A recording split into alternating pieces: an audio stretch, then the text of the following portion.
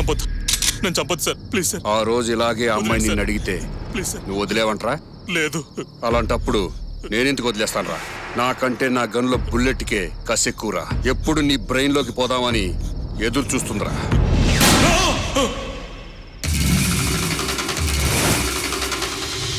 అమ్మయ్యా, కల అన్నమాట.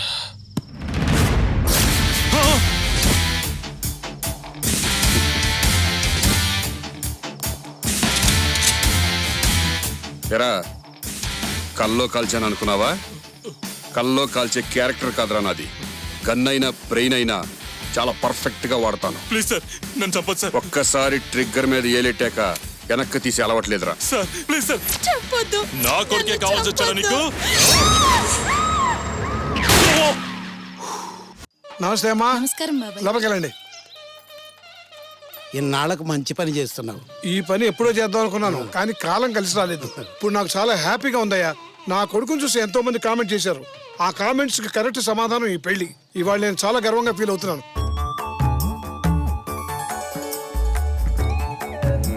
ఎలా రెడీ అవుతున్నావా? అయిపోయిందానా? ఈయన ఒకడు అన్నిటికీ కంగారే. వద్దంటే పెళ్లి చేస్తున్నాడు.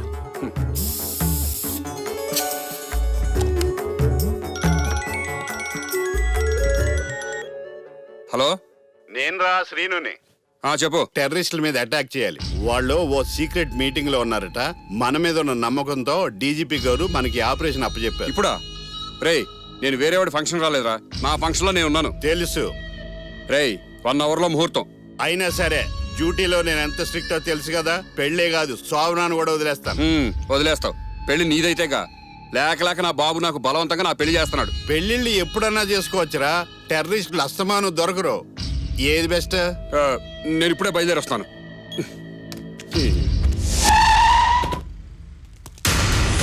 ఇచ్చిన ఇన్ఫర్మేషన్ కరెక్టే కదా? మన వాళ్ళు జాగ్రత్తగా ఉండండి. ఎవడో కూడా మిస్ అవ్వడానికి వీల్లేదు. Be careful.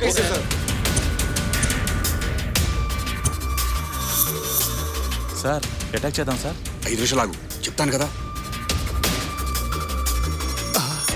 టెర్రరిస్టులు దొరికిపోయారు. నాకు ప్రమోషన్ గ్యారంటీ. Hands up. ఎప్పుడు పడితే అప్పుడు ఎత్తరు. ఏంటి జోకేస్తున్నావా? మంచి మొక్కేశాడు. కౌంటర్లు ఇచ్చావంటే ఎన్కౌంటర్ అయిపోతావు. నన్ను కన్ఫ్యూజ్ చేయొద్దు. హలో,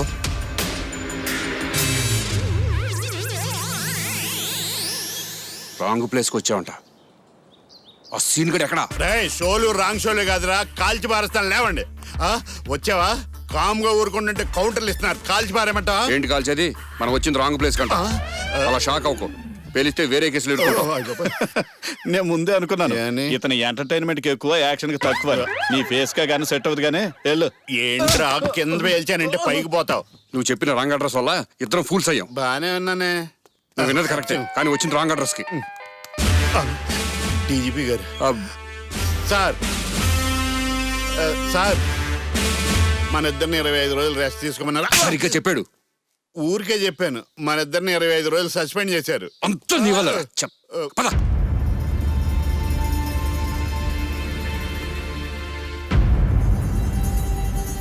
మా బాబు బాగా టెన్షన్లో ఉన్నట్టున్నాడు.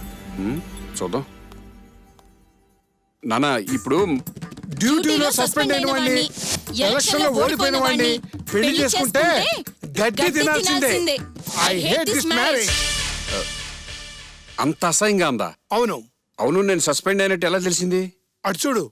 మా బాస్ కి సస్పెండ్ అయినందుకు కాదండి బాధ, పెళ్లి చెడిపోయినందుకు. కావాలంటే ఆ అమ్మాయి డీటెయిల్స్ ఇస్తాను, మీరు ఇంటర్వ్యూ చేయండి.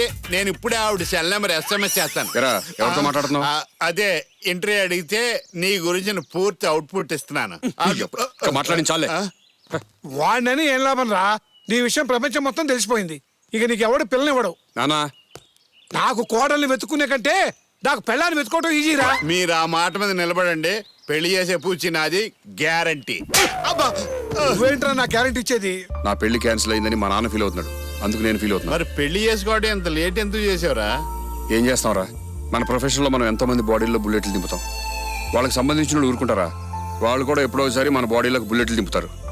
మా నాన్న ఫీల్ అవుతున్నాడని కానీ నేను పెళ్లి చేసుకుంటే ఆ అమ్మాయిని అనవసరంగా బాధ పెట్టిన వాళ్ళు అవుతాం. నీ లాజిక్ కరెక్ట్ గా లేదు. ఏ? మనం ఎక్కే మానం కూలిపోద్దని చెప్పి జర్నీ మానేసుకుంటావా?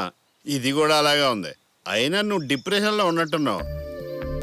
నీకు ఇప్పుడు ఏమీ అవ్వలేదు. నా మాటిని ఓ మంచి అమ్మాయిని చూసి ప్రేమించు. ప్రేమ ఆహా, ఇప్పుడు ప్రేమించడం అంటే కష్టమే అనుకో. నీకు కాదు, వాళ్ళకి. అయినా ప్రేమ అంటే అంత షాకయ్యో, నీకు పడదా ఏంటి? ప్రేమ అంటే కాదు, ఆడవాళ్ళంటే పడదు. ఎందుకని?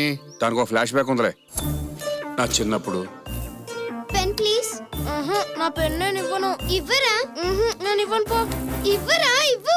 నేను ఇవ్వను. నేను ఇవ్వను అంటే ఇవ్వవారా నాకు? చూడు నేనేం చేస్తాను. నా ఫ్రెండ్షిప్ మానేస్తే చంపేస్తాను. నువ్వు నాతోనే ఉండాలి అంతే. ఊరుకోరా, అంత చిన్న ఫ్లాష్ బ్యాక్ ఇంత పెద్ద సీన్ అవసరమా? నువ్వు మరీ నెగిటివ్ గా ఆలోచిస్తున్నావు. కొంతకాలం ఈ క్రైమ్ కథలు వదిలేసి ప్రేమ కథలు మొదలెట్టు.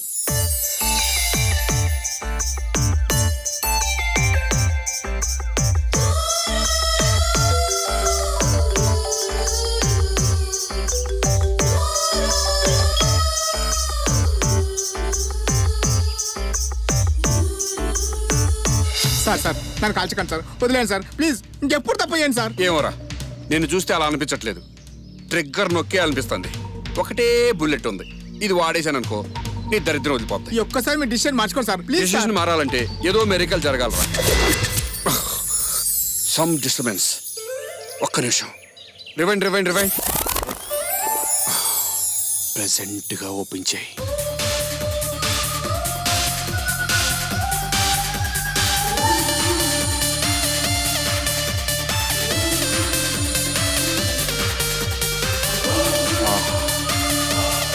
ఈయన పట్టుకోండిరా. సార్కు మెరకేలు ఏదో జరిగినట్టుంది, లేకపోతే ఊరికే వదలడు. ఇంతలో మిస్ అయిపోయిందండి.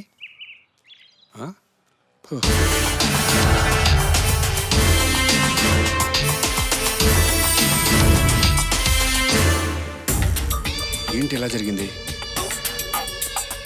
మనం అర్జెంట్ గా గోల్కొండకి వెళ్ళి టెర్రరిస్టుల మీద అటాక్ చేయాలి. వాళ్ళు ఓ సీక్రెట్ మీటింగ్ లో ఉన్నారట.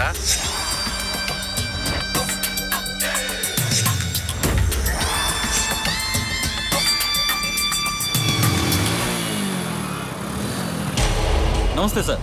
ఆ సీసీ కెమెరా అవుట్పుట్ కావాలి. అర్జెంటుగా చెక్ చేసే పని ఉంది. Okay sir. ఆఫీస్కి పంపించండి. Okay sir. ఓకే.